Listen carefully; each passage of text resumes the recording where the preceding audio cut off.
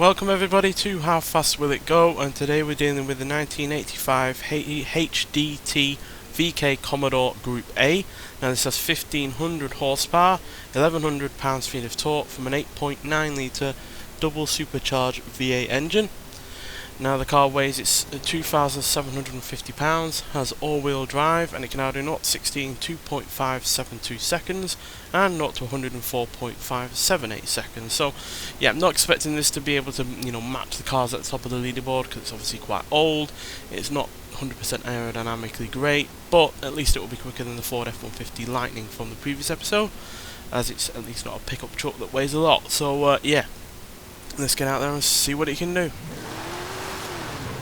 No doubt that it's far faster in terms of acceleration. It can now do 0 to 100 quicker than it could ever do 0 to 60. So yeah, that's a pretty startling stat there.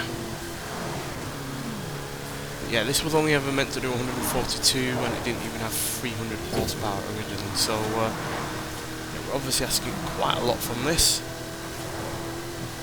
Yeah, comfortably past the F-150 in the previous episode. That's 260. 265, 67, blipping 268, haven't held it yet. Now considering this car's age and how much extra power it's dealing with, it is handling it really rather well. So that's good. Can we get any more than 267? We will gain speed on this downhill section as per usual, but it's whether or not we can hold it on the flat bit. So yeah, we're gaining speed now. It's 269, 270, 271. As you can see, we're already scrubbing it off. It's 269, I'm going to hold it. No, we're holding 268 though. Come on, give us 269. Yeah, I'm going to say that's 269, so that's 20 mile an hour quicker than the F-150 in the previous episode. That's round improvement there. But yeah, that's still far from the quickest that we've had on this series, despite having easily one of the more powerful engines that we've had on this series as well.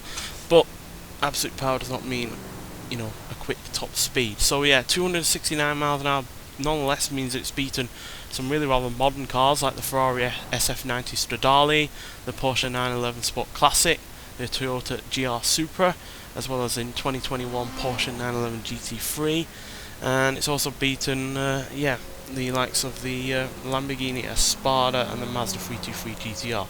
One of those is obviously older, but still impressive enough to beat those. And yeah, it's actually only 1 mile an hour off the Schuppen 962 CR, which is a track car which has way better aerodynamics than we do, and only 2 mile an hour off the Ferrari Monza SP2, which again, really rather powerful modern car. So yeah, overall impressed by this.